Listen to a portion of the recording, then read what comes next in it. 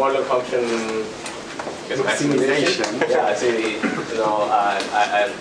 I'm thankful that Neil has stepped in to give a talk in place of Moran. And he bargained hard, and he said he can only give a half-an-hour talk, and I said, okay, 45 minutes, and it's our job to slow him down so that he can go all the way to 1 hour. So you can ask Sandra questions. So okay, so he'll talk about submodular function maximization. The title says submodular optimization, and he was kind of scared that yes, without optimization also. Yeah, so there will be no minimization here. This is a whole different story. We haven't been doing a good job about reminding the internet audience about the Twitter feed. I hope somebody here is checking it. Thank you. Okay, so I'll replace Moran. It's not the same talk, but I think it has the same flavor. So I'm going to speak about submodular maximization.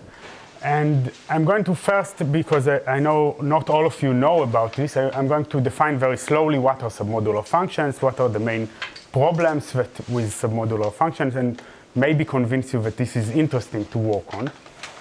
And then I'm going to show you like a sequence of several results that are, I think, very elegant, most of them, except for the last one, which is my result. So they are really elegant, and all proofs here are maximum of 2 slides long. This is a promise. So I think all of you can understand, and what I want you to see is to see the connection between these problems also. So I first will speak a bit about classical approaches for maximized submodular functions, mostly combinatorial approaches. And then this is a relaxation workshop, so I'll come up with newer approaches that are based on relaxations. And you will see the connection. This is what I want you to see the connection between these classical results and these newer approaches. And as I said, I chose only some problems that are, I think, more elegant and very nice to present. And then at the end, I will discuss some open problems and what are the research directions, some of the research directions in this field. So when I think about submodular functions, I always think about what is the best dessert to add to a meal. So what are submodular functions? So think that you already have 2 meals. This is a smaller meal. This meal has also these ingredients, but also these dishes. And then you think, what is the added value if I add this dessert to each of the meals? Right? And when you think about it, this meal might have another dessert. So the answer, I think, should be that dessert worth more when you add it to this meal than to this meal. Right? This makes sense. And this is exactly what submodular. So what is submodular? You have n elements. Say 1 to n. These are the dishes. And then it's a function. I define it as a non-negative function that gives each meal some value. And then this is the definition that I like. If you take a meal A and a meal B that contains meal A, then adding a dessert to the smaller one worth more than adding it to the larger meal. Okay, so this is the dessert, this is the marginal contribution. So this is diminishing return kind of thing. And you can prove quite easily that this is equivalent to a more standard maybe definition that for any 2 subset, f of s plus f of t is at least f of the union of s and t plus the intersection of s and t. Okay, so this is the definition. But remember this one, that adding an element to a smaller set is worth more. Okay? So here is a concrete example just to see what are submodular set functions. So we have 3 elements here. So these are subset of size 0, subsets of size 1, subset of size 2, and the subset of size 3. And what do we need to check that this is submodular? So for example, you see that adding banana to the empty set worth 5, while adding banana to an apple worth only 4. And then adding banana to apple and a pear is worth only 3. Okay, so this is like decreasing marginals. Okay. So what do we need more? So if you keep functions like this, like a table with all subsets, it will take a lot of a large number, exponential number in the size of the subset. So what we usually assume is some kind of oracle, and this is the most common oracle. So you have what is known as a value oracle, that whenever you give a subset, it will just return you the value of the function on this subset. And this is the only access that you have to the actual function. So we would like to maximize or minimize the function. This is the only access that we have. What else? So here is another definition that we will use, a monotonicity. So a function is monotone if for every a and every b that contains a, the value of b is more than the value of a. So this is what I called additional dessert never hurts. So you know it's not completely true all the time, but in some cases it might be the answer. Okay, so here are more concrete examples just to have in mind. So set cover, for example. In set cover we have a set of elements, E1 to En, and we have subset on these elements. So you can think about elements as points here, and subsets are just subsets of the points. And then f of s is just the number of points that you cover. So it's quite easy to convince yourself that this is submodular, because if you have a subset of subsets and you add additional set to it, it will cover less if the subset has more sets. More sets meaning containing. Okay, so this is a monotone submodular function because you will never decrease. Here is another classic submodular function. It's the cut function. So cut function, you are given a graph, maybe directed or undirected, maybe with capacities or just with capacity 1. And then whenever you take some nodes, this is just the number of edges that cross this cut, or the total capacity that cross this cut. So this is a small exercise to see that this is indeed a submodular function, but it's a non-monotone. So for example, if you take the whole set, there will be no edges. So this is an example for a non-monotone submodular function. So what do we want to do with such functions, at least here? Okay, so there is a lot of other motivation that I'm not going to speak about, but in combinatorics, rank function of a metroid, algorithmic game theory, it's the dessert problem, right? The value of everyone may be submodular in learning. There are many other applications. But we take the abstract submodular function here. So what do we want to do with submodular functions? So we might want to minimize this, but we will not do it here. But what we want to do here is maximizing a submodular function. So maybe the natural question is maximize just the subset, find the subset that maximize the value of the function. So this is the unconstrained submodular function maximization, or just find the best meal. Overall, you are given dishes, find the best meal. This is only interesting, right, in the non-monotone case, because otherwise just take everything. So this is, and this generalizes, for example, max cut or max directed cut generalization. Another problem is submodular maximization with cardinality constraint, for example. So you want to find the best meal with at most k dishes. This is the problem. It's also interesting in the monotone and in the non-monotone case. And it generalizes problems like max k coverage when the function is a coverage, max cut with specified size, or things like this. But in general, you have many other constraints. So we are in optimization. So you can think about find with exactly k elements. Maybe you have metroid constraints, maybe general packing, knapsack. You can think of any problem which is in the linear case. You can think about it when the function is submodular. Up until now, motivation? Great. Okay. So here is the first algorithm that I want to show you.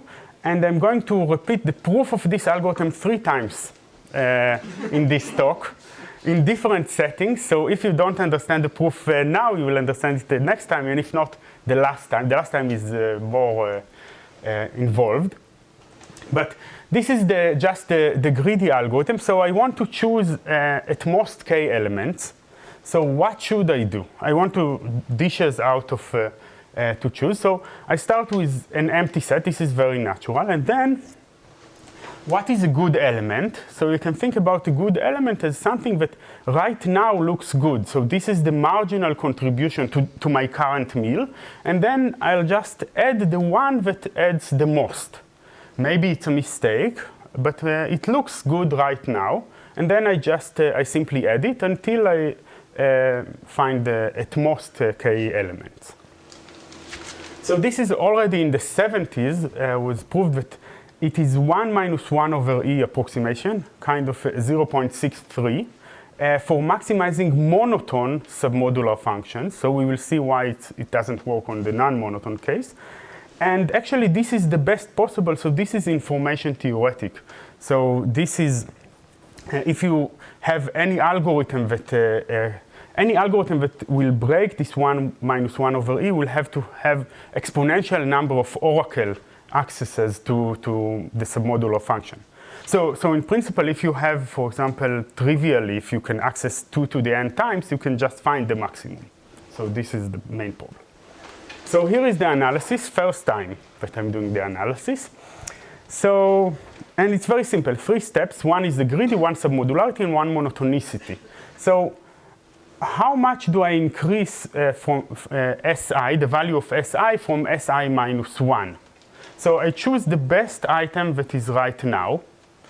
This is at least the average of choosing any of the optimal solution that I don't know what they are.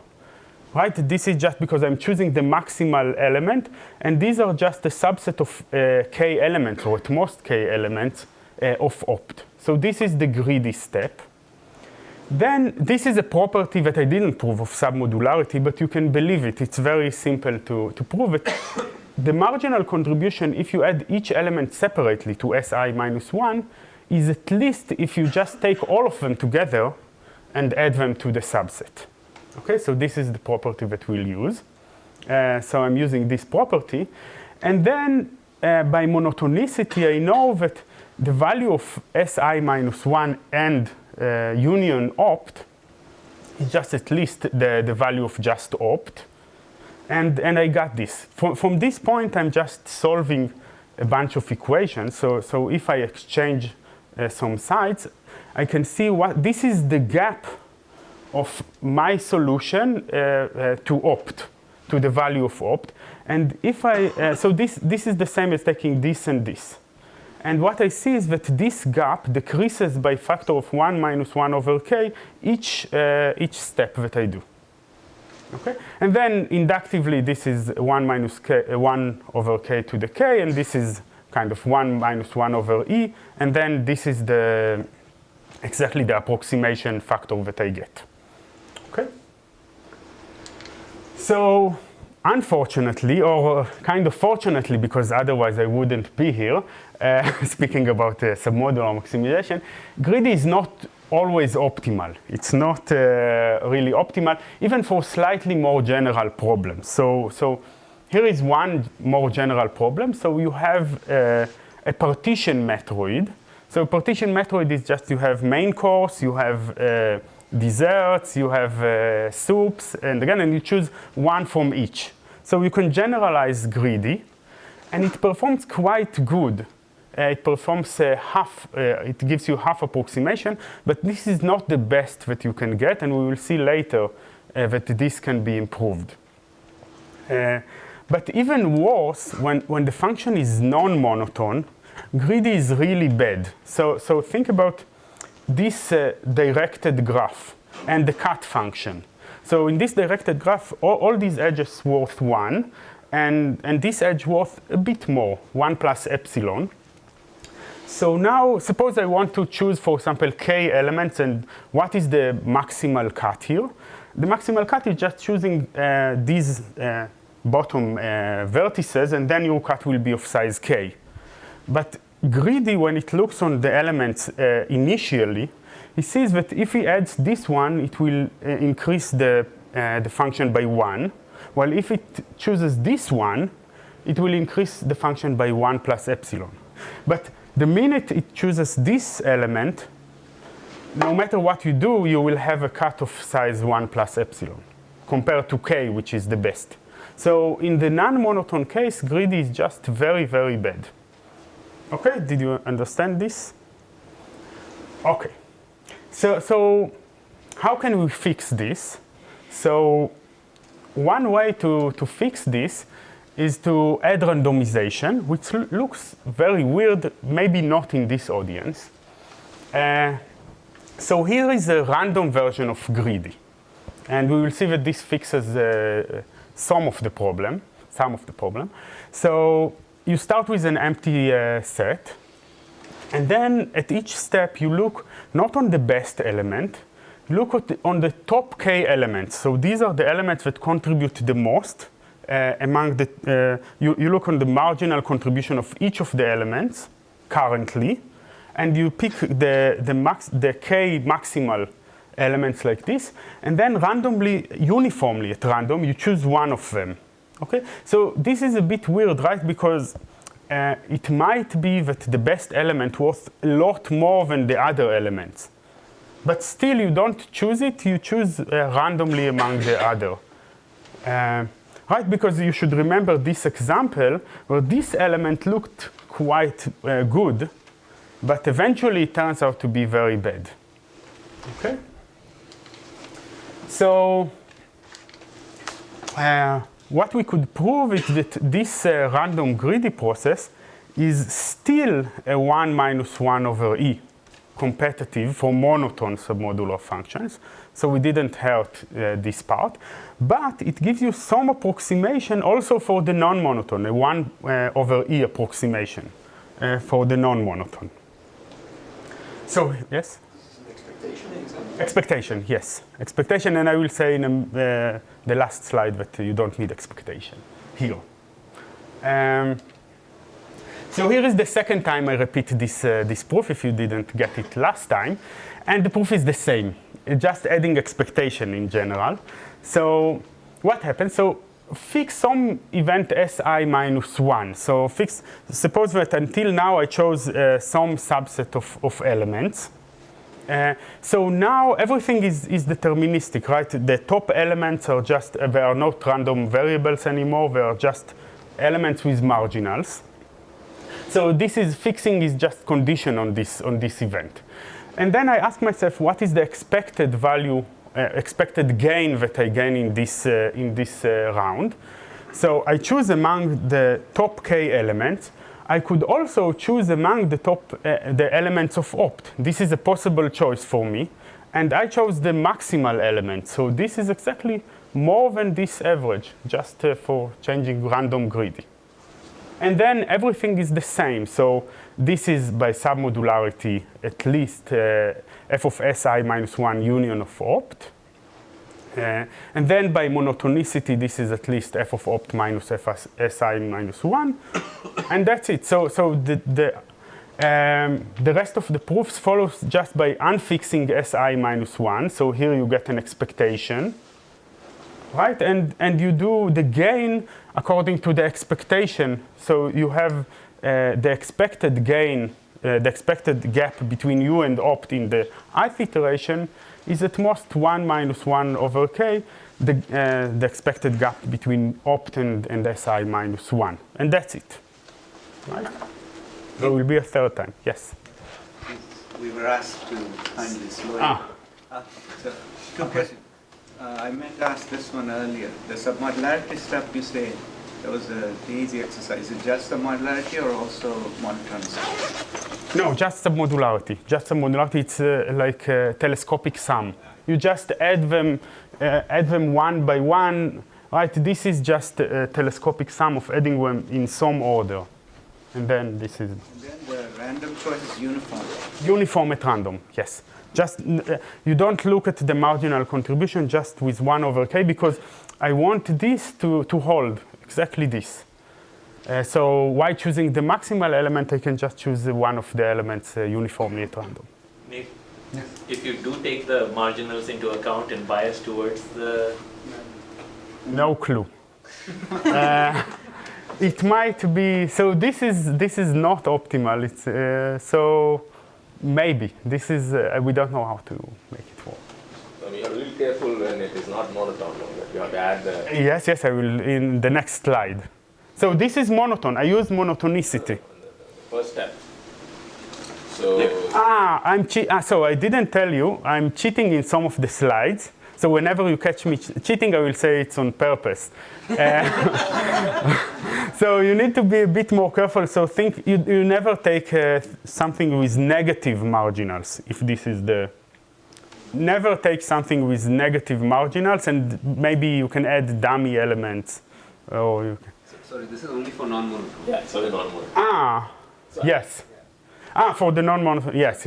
Before we move on, so Anupam's question again. So if you do bias, Look at. can you be worse? You cannot be worse than this for monotone. No, you can.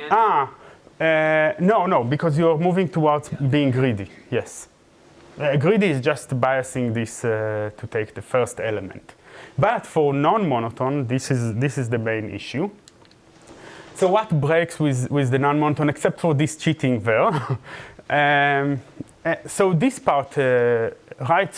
So right, adding Si minus 1 might totally kill the value of opt. So as you see in the example, right, in this example, if you add this vertex, it totally, now opt union this is just 1 plus epsilon. So it just kills all the value of opt.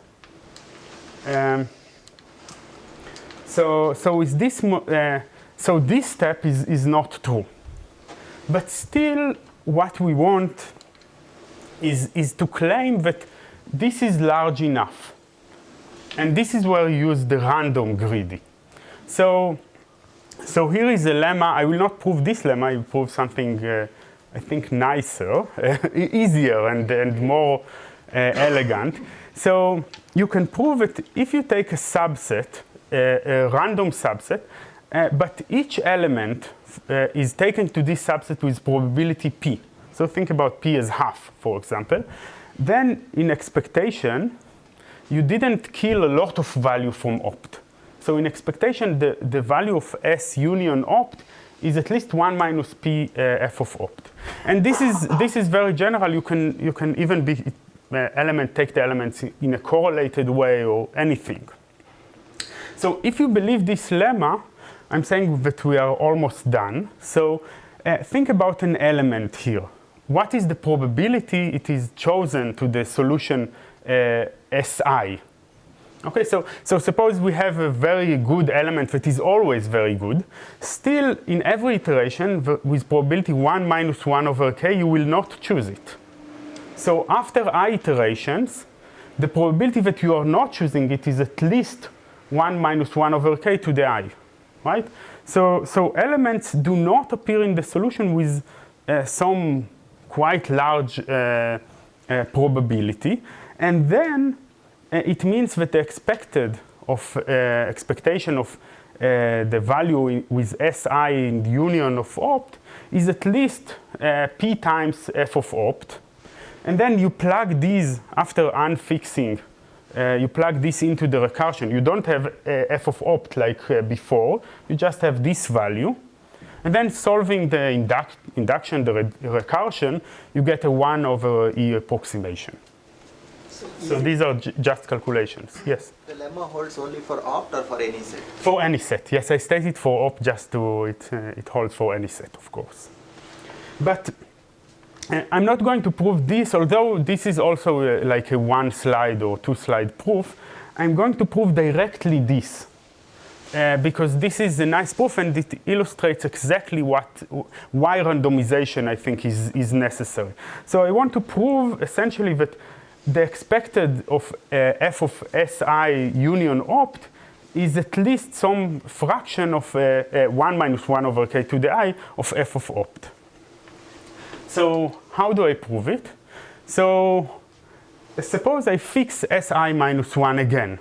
So all my choices, okay? So now all the marginals of the top value are not random variables anymore. I want to see how this value decreases in this iteration due to my choice of random greedy of randomly choosing one of them.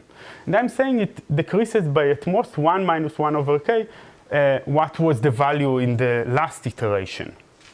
Okay? The rest of this is just a simple induction and just unfixing this set Si minus 1. Okay? Right? You just recursively do it. This is the whole proof. So let's go over it slowly. So suppose I have, now these are the top elements, it's just Mi. These are the elements that random greedy think whether to add them or add them randomly to our solution. So now let's look at the expected of Si union opt minus the Si minus 1 union of opt. So this is exactly right. We add each one of them with probability 1 over k. So this is just adding them one by one to opt. Okay? Now, by submodularity, we know that adding them one by one to Si minus 1 union opt is at least like adding them together. Right? So this step is due to submodularity. I just add them together. But then, this is non-negative. So this is exactly this. And just moving things around, I just get this. So what is the main point here? So there might be one element that decreases this value a lot, right? But we know all of them together will not decrease, since it's non-negative, all of them together will not decrease the value to less than 0. Right? The damage they can all do together is not more than the value. Then in expectation, you can expect that randomly, they will not cause much damage. So this is exactly why randomization is helpful here. Right? You don't cause opt to decrease too much. So this P already disappeared in the previous slide? No, so I didn't prove this. I didn't prove actually this lemma. I prove it just for random greedy. So this is for random greedy, but I think it captures exactly what happens here, that you don't lose much. Just to understand, the final thing will be 1 minus 1 over k with the k. Is that? Yes. So somehow, as k is small, you are worse. So there is a trace-off. If opt is very small and your value is very high, you cannot gain anymore. Right? At the end, it will be exactly that you have a large value, opt has very small value, and then you cannot gain anymore. You should look at the equations. Maybe, no, it will not be clear. I'm just saying your approximation factor is 1 minus 1 over k raised to k. No, it's not so easy to see the gap from here to 1 over e. Is not straightforward. It's some calculations induction, but it just you should look at it. Maybe it's easier in the next time that we will solve it. Then it's a differential equation, and then maybe people here can. So k is fixed, or you are? K is fixed. Yes, it's in the input. It doesn't change with I. No. As you go on. No. K is the number of elements, the maximal number of elements that you can choose. So I hide here that you shouldn't choose always a subset of size k, but I can add dummy elements. And so let me ask her, if you're allowed to pick a little more than k elements. Will you gain more? In the monotone case, you might gain. Maybe then you lose here 1 over k plus epsilon. So you can ask this on the monotone case also, right? This is okay. So one more question, and probably a very silly question. So going from proof 1 to proof 2, you use the fact that sort of you did proof. Proof 1 was for greedy. Yes. And then you went to proof 2, which was for random. And you said, well, in the greedy analysis, you were just picking the best, so random is like... Yes, you use that the max is more than the average. So in this proof, you are constantly using, averages. can't, shouldn't you be able to then always pick the max and, No, but if I pick the max, it will kill opt, right? So where is the proof breaking down? This, exactly. I pointed exactly. No, so the next. Which is the? Yes. Here? No, if you pick some random element, there will be no 1 minus k. Essentially, it can reduce the value to 0. So, I mean, right? If this is this. With respect to larger sets, you don't know. Yeah. Right? This will just one of them may be very bad for you. Sorry. Okay. I got it. So maybe it's easier actually. We will have 1 hour, yes. Optimize, but in fact, you could, instead of putting f of opt there, if you put f of opt over e, it's actually getting worse as the iterations improve. Yes. Right? But that's optimized. But if you can just replace it by f of opt over e, you'll get a nice simple equation. That's fine. Yes, but then I think you get worse. You get a worse ratio. Yes, you can replace this by 1 over e opt. Then you will get. I'm not sure which. Here it's optimized because it's Yes. also the ratio is improving. Let's move. So, just this is out of scope of this talk, but you can think whether randomization is really necessary here. So, necessary in general and necessary here. So here, it's not necessary. So we can actually de-randomize this random grid. You lose something in the running time maybe, but it's just holding the distribution and making it small at each step. So here randomization is not really needed.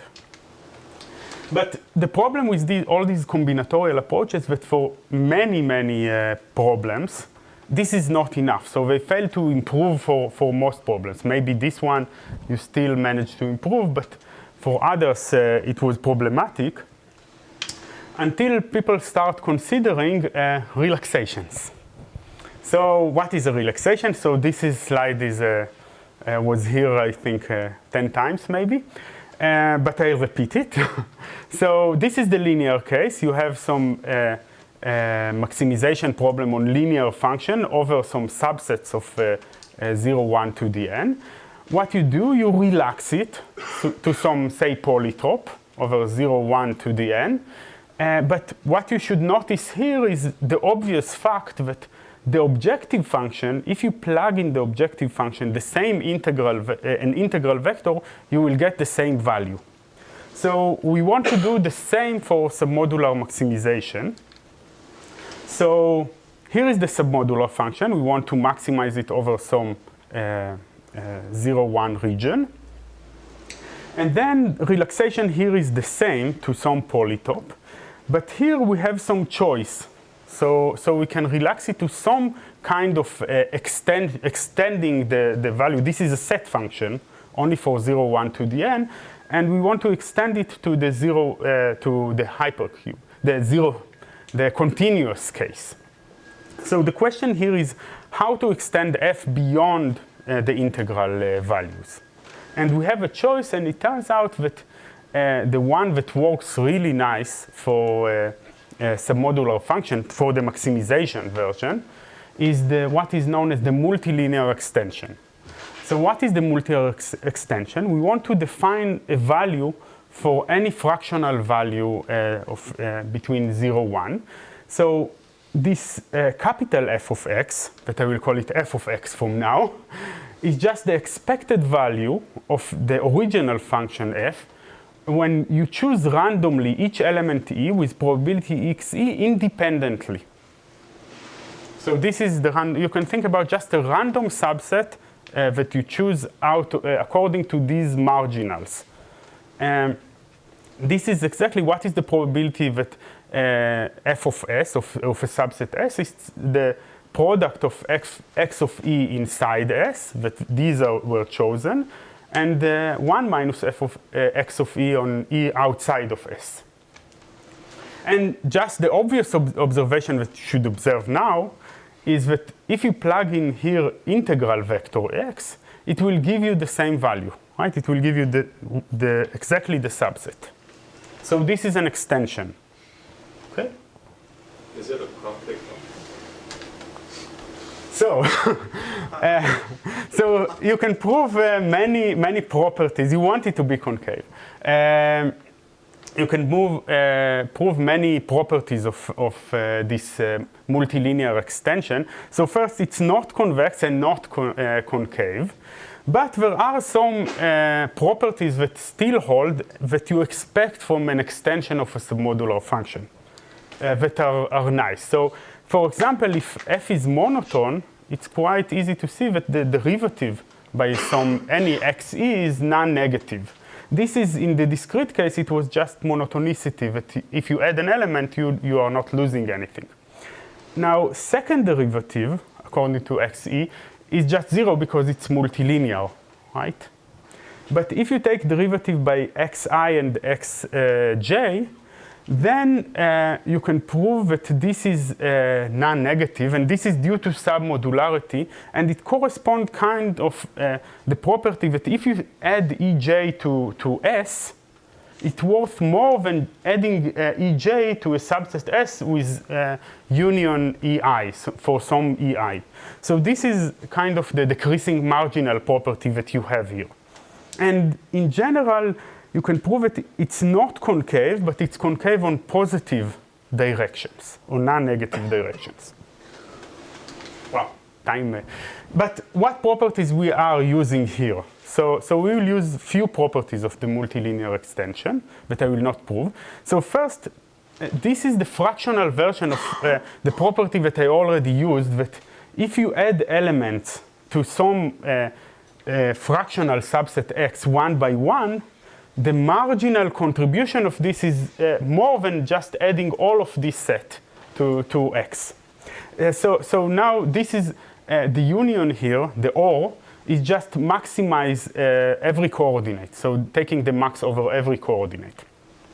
And I will use the property that if f is monotone, then adding a subset a to x is more than f of x. And finally, if you take 2 minutes and compute the derivative, because it's multilinear, so the derivative is just linear, you get that the derivative of f of x from E is just the marginal contribution of adding E to this fraction divided by 1 minus xe, assuming that xe is not 1, for example. And we will have the assumption here that is not true, that we can actually get values of these, of f of x and the derivative of f of x freely and accurate, which is not true, but I will speak about it in the last slide maybe. But now, what is our approach? So the approach is just solve the relaxation, approximately, and then round the fractional solution, again, maybe approximately. Okay, so this is the main approach also in the linear case. So rounding, I will not speak in this talk.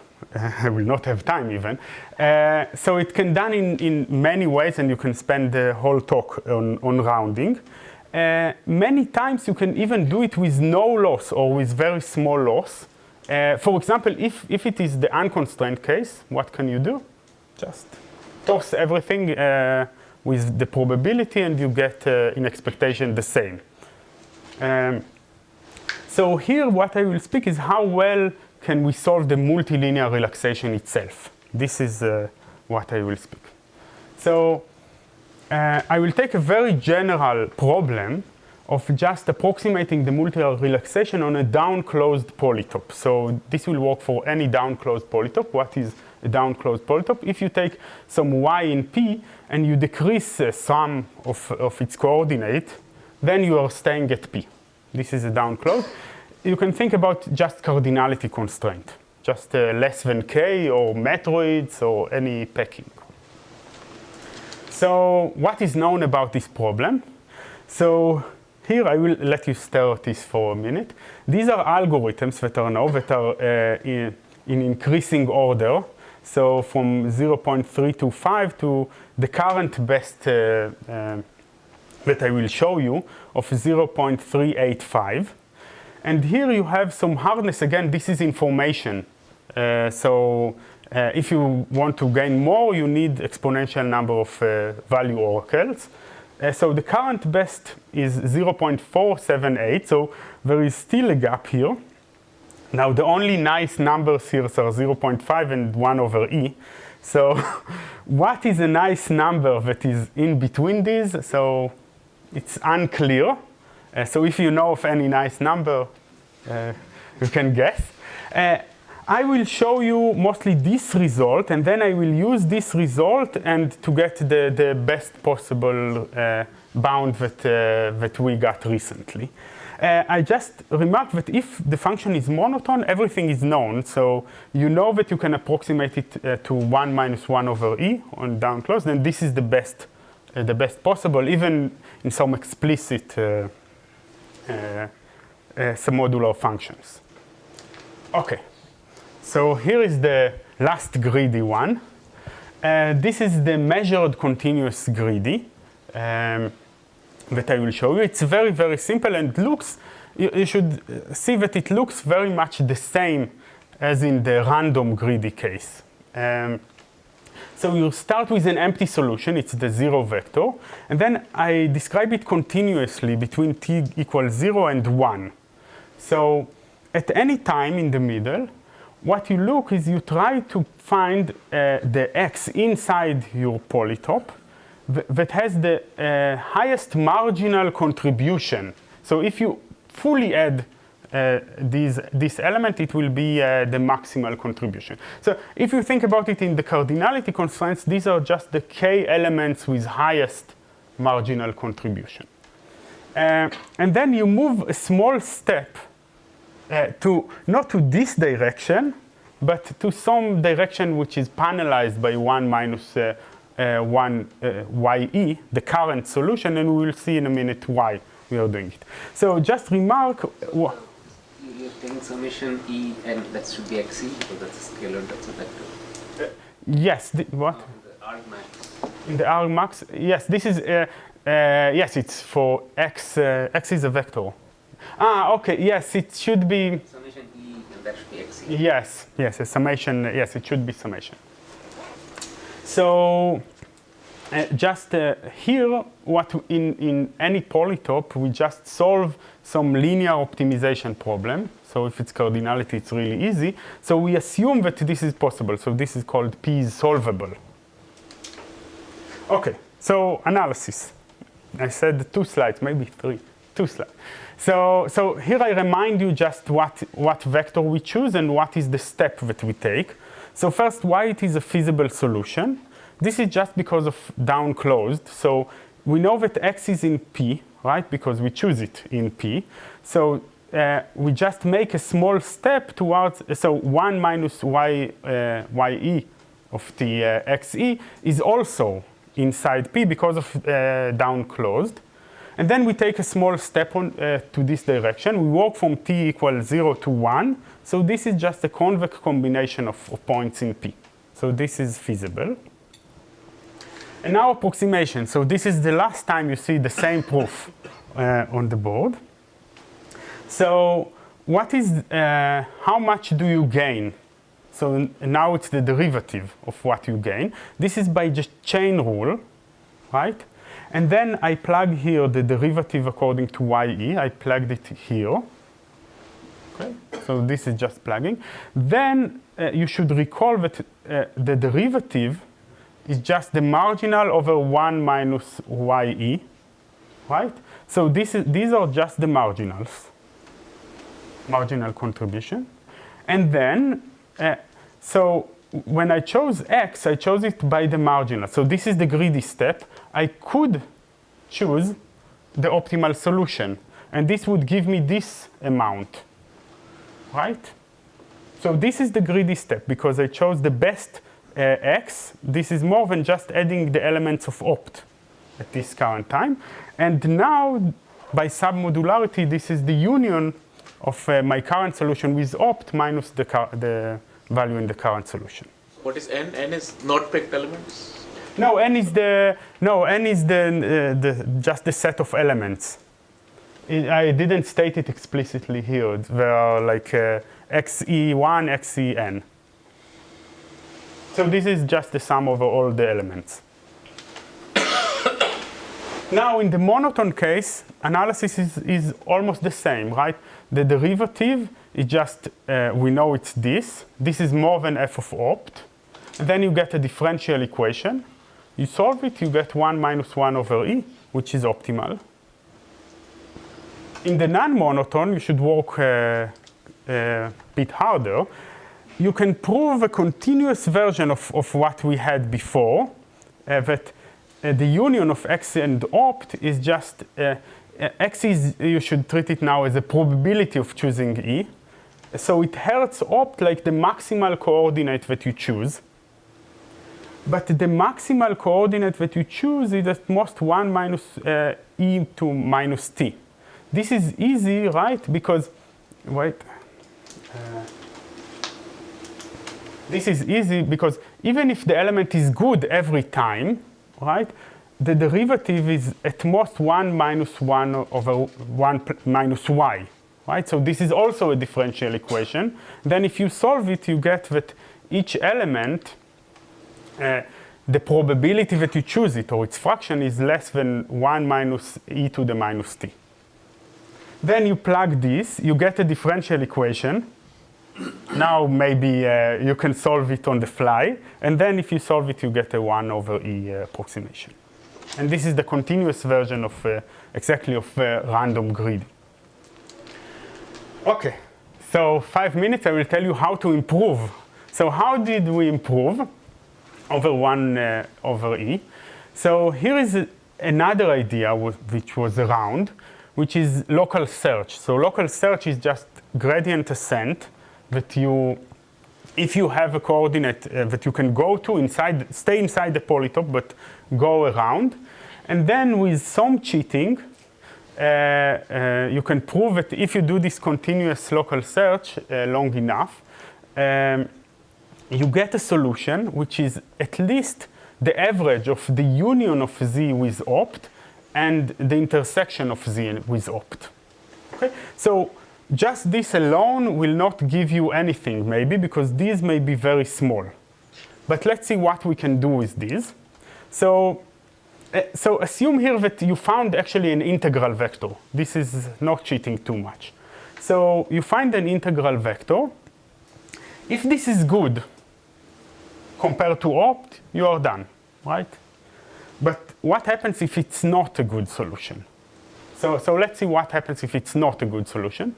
So you know this is small compared to opt.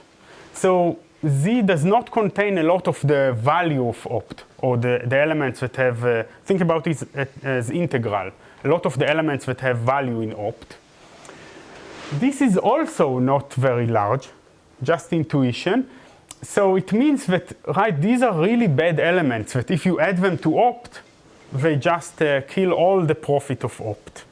So the conclusion here is that if it is not good, then avoiding the elements of opt may be a good idea. The elements of z. The elements of z. No, avoiding the opt is not a good idea. Yes. So this is exactly what we do. So we run continuous greedy. We get an output, z. Okay? Now, if we hope that this is good, but if it's not good, we run this measured continuous greedy, but initially, from 0 to some time ts that we optimize later, we just avoid raising any element of z. So even if they look currently good right now, maybe this is a trap for you to decrease the value of opt. So in this time, we just ignore these elements.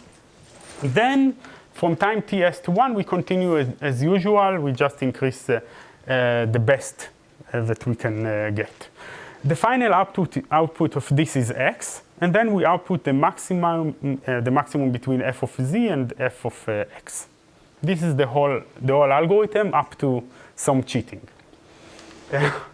Okay, this is the lemma that we can prove, the main theorem. So it looks ugly, but I will explain it in a minute. So if you run this measured continuous greedy with value z and parameter ts, you will get, so look only on this part.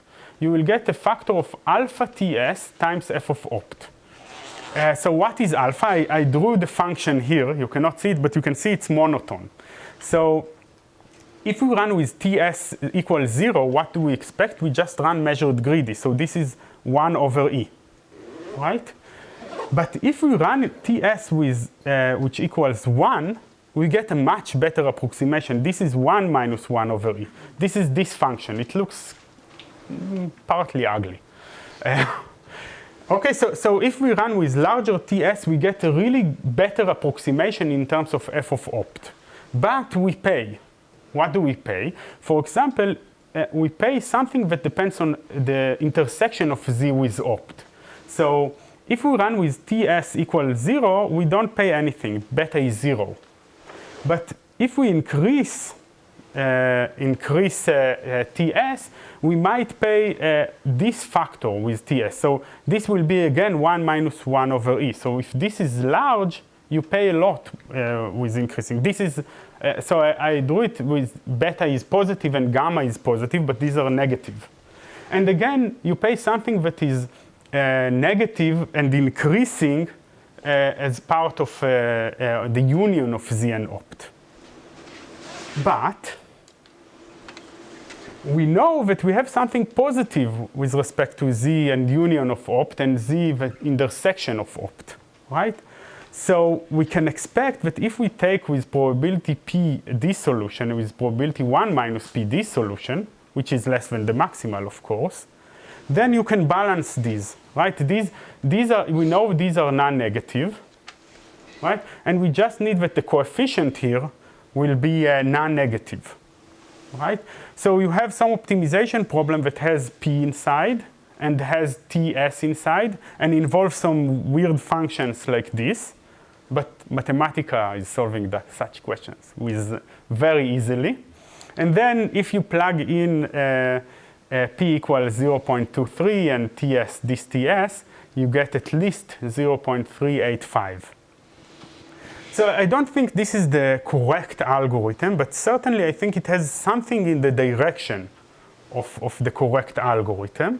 And this is the current record, so in 5 minutes, these are the open problems or research directions. So first, we want to close the gap. So in downclosed polytop. So this is the current gap. It's quite large, actually. My guess is that both numbers are incorrect, and that the right answer should be, again, a nice and elegant number. If you work on cardinality constraint, the gap is even larger, because the upper bound is just 0.491. But this is also very interesting. Then randomization. So randomization, there is a general, whether it is needed or not, but all these multilinear relaxation algorithms I showed you, they were kind of deterministic, right? I just moved. But they actually I hid the randomization. So just evaluating the multilinear relaxation extension on certain point is just a sampling of a lot of points. And then, so any algorithm that is based on this multilinear relaxation is inherently randomized. So a good question, I think, is can we avoid this randomization either by de-randomizing the kind of the multilinear relaxation or doing it combinatoric, in a combinatoric way somehow. And finally, efficiency. So all these relaxations are not very efficient. So you don't see it in my slides, but actually to implement them, you need to make very small steps to simulate this continuity. And then in every step, you need to sample a lot of times to get all these derivatives and all these values that you need for the algorithm. So can we design faster algorithms that can work, again, with the relaxation or without the relaxation? So these are interesting questions, I think. So thank you.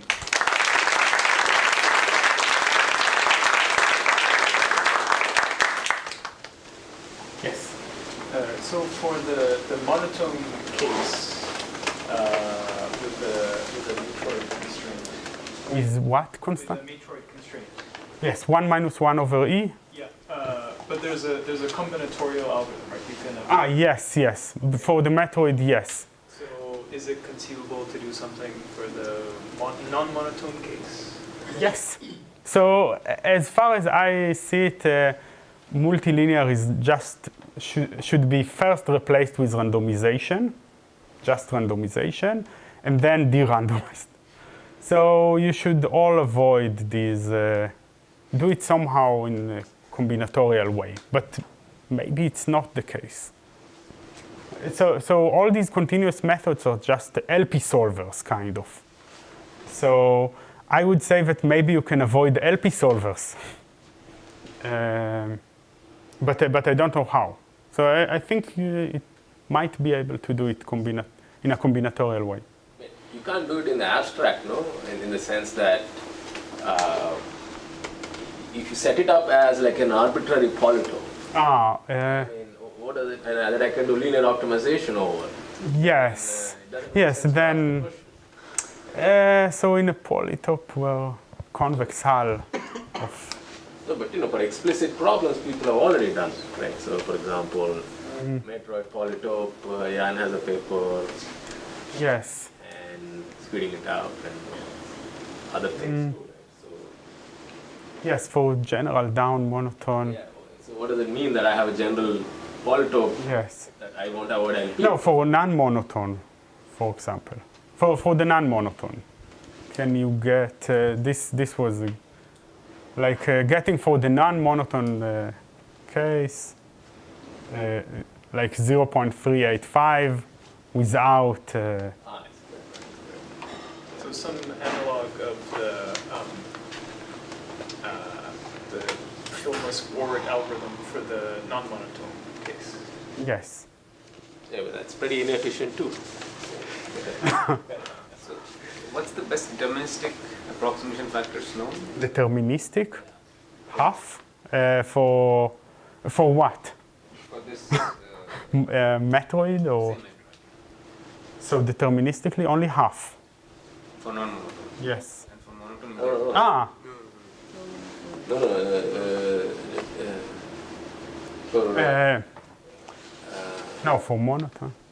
local search gives you half. Or local search gives you. Yes, so better than half, I don't think so. Yes, but I don't think even randomization is necessary, but Any other questions? it might be. Yes. Guys, maybe in a similar vein, to try to think of improving the gap. Is there a specific hard instance of submodular? This one, there is a hardness, but it's not. No, what I mean. So rather than general submodular. Just we spoke about it. So we don't think directed cut captured. We have an example. We have an example for like that kind of that measure continuous grid is tight. We have some submodular function weird that show you that not random greedy, measured continuous greedy will not do better than 1 over e. So maybe, but I don't think it's a function that just. Yes, I'm not sure.